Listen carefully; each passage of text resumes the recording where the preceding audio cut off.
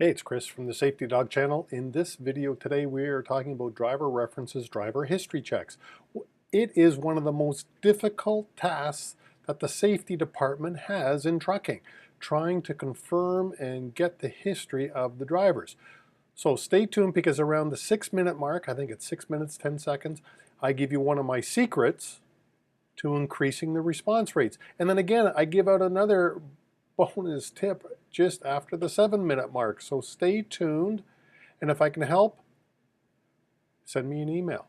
All right, chris@safetydog.com. And if you like these videos, please like and subscribe to the Safety Dog channel. That's your way of paying me for creating these videos.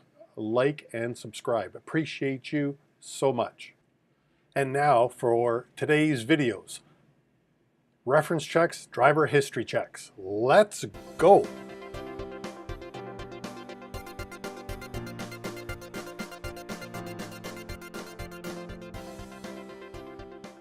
Hey, it's Chris, Safety Dog here.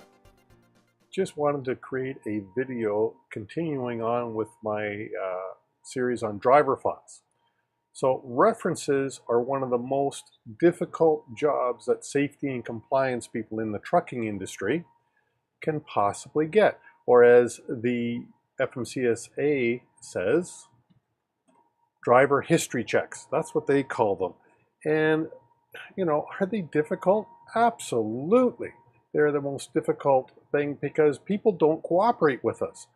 Other trucking companies trying to get the same information as us refuse to cooperate. They refuse to go out of their way and provide us with the information. Well, according to Regulation 391.23, the investigations and inquiries under the Federal Motor Carrier, believe it or not, each motor carrier shall make the following investigations, inquiries with respect to each driver it employs.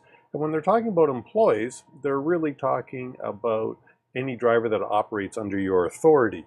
So you've got to make an inquiry to each state or province that the driver resided in or ever held a motor vehicle operator's license in the preceding 3 years. So in the 3 years, you've got to make sure you check each jurisdiction that the driver could have had a license in. The investigation of the driver's safety performance history with the Department of Transportation regulated employers during the preceding 3 years again. So I want you to make sure that you go back the 3 years, do a thorough and complete investigation, put a copy of the MVR acronym. MVR stands for Motor Vehicle Record. A copy of the MVR has to be placed into the DQ file, which is driver qualification file. What you are doing with drivers always, because we have such a variety of positions, we have employees, we have contract drivers, we have owner operators, that type of thing. We call it a driver qualification file because you're just qualifying the driver to operate the equipment for your company. So place a copy of the MVR into the DQ file. Replies to the investigation. So by law, you must reply to the investigations. You must give out references, and by law, people are supposed to respond. So replies to the investigation of the driver's safety performance history and your good faith effort to obtain such information. So please, the regulation does not say that you must do references. It says that you must make a good faith effort to complete the references. And that's an important detail because if we do not get cooperation from each other in the trucking industry, that doesn't mean you can't hire the driver. It just means you have to document your good faith efforts. So what does that mean? I would send, in my position, I would send an email out. The first email goes out. The next day, if I didn't get a reply, I would follow that up with a phone call. But I'm going to record on the driver file that I've sent the email, and I'd print it, put it into the file. On that printed copy, I'm going to record that I made a phone call. And what happened in that phone call? Did I leave a voicemail? If I left the voicemail, who did I leave the voicemail with? at what time I left the voicemail. So I'm going to document my good faith efforts. On the third day, if I still haven't got a response, so on day 1, I sent the email. Day 2, I followed up with a phone call. Day 3, I'm going to do an email again. And this is going to be second email. All right, and all this, I'm going to carry on that thought in a minute, but just make sure that you've got 30 days. When the employee starts working for you, you've got 30 days to get all the references done. Now, what I wanted to carry on with here, so day 1, I send an email. Day 2, I make the phone call. Day 3, I'm going to send another email, but now in that second email, I'm going to reference this part of the Federal Motor Carrier. Now this says in the regulations, prospective employers should report failures of previous employers to respond to an investigation to the FMCSA and use the complaint procedure specified at 386.12 of this subchapter. Keep a copy of the reports in the driver investigation history file as part of the documenting your good faith effort to obtain the required information. So on email number 2 that I send out, I'm going to reference this.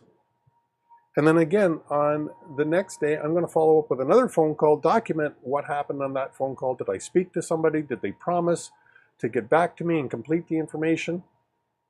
So, and again, put the date and the time. So now I've got 2 emails sent out, 2 follow-up phone calls. This is the first request. This is what I would have on there. And then on my second request, take a look here. As you can see, remember to keep a copy for your records, but this is the second request. Please refer to 391.23 of the FMCSR. So now I'm telling them, please refer to this, because if you don't, I'm going to have to report you. I'm trying to be nice on that one. And then on my third request, my third written documented request, I'm going to say, third request, 391.23, prospective employers should report failures of previous employers to respond. So I'm telling the prospective reference giver exactly what I'm, one, required to do and what I'm going to do, because of course, should a crash ever happen, I must be able to justify my hiring of this driver. And just because somebody else didn't provide me with the proper references, that shouldn't deter me from hiring the driver. But I'm going to document this and I'm going to forward it to the FMCSA so that my ass is covered should this driver had a catastrophic collision. If you're watching this from the American side of the border, I am a Canadian and I'm about to flip into Canada mode. So please, if you like this video, like and subscribe to the video. I'd appreciate it so much. Leave me a comment. What did I cover? What is your most difficult part of getting references?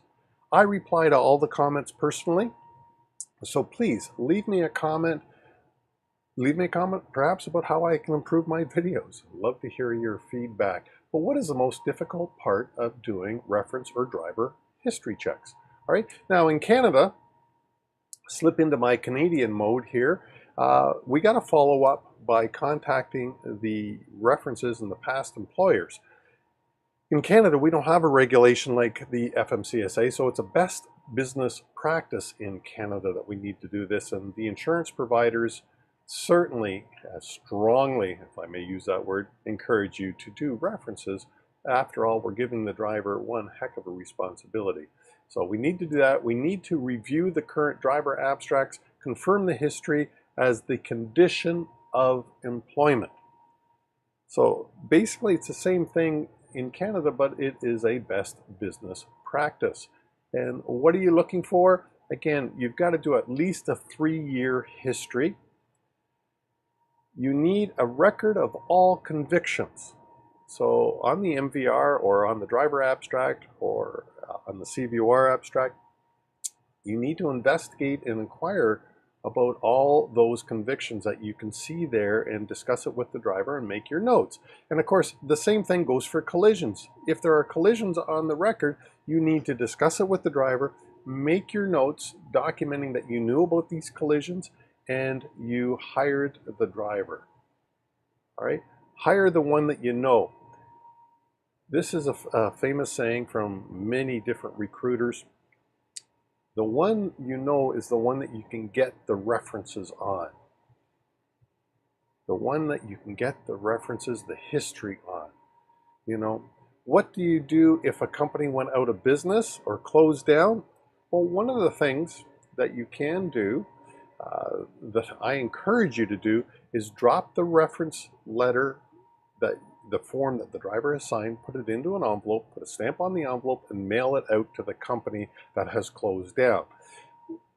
If the post office does their job correctly, hopefully that envelope comes back to you, and now you've documented good faith efforts, best business practices, good faith efforts to at least acquire that. Don't open that envelope. Leave it sealed, put it in the driver file. You already know what's in the envelope, so you don't need to open it. You want it sealed so that, again, should you ever have to defend yourself against negligent hiring or negligent entrustment, you can document your good faith effort to get that. You've got the envelope from Canada Post, it's sealed, it's never been opened, and you put that into the driver file.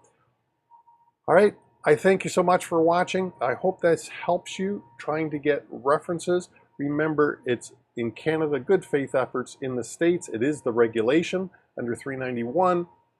And I encourage you to take a 5-step, I think 5 steps, 3 emails and 2 voicemails are, in my mind, that's good faith efforts. Document those all. If you like this, please subscribe to the Safety Dog channel. Leave me your comments as to what is the most difficult part of getting references done.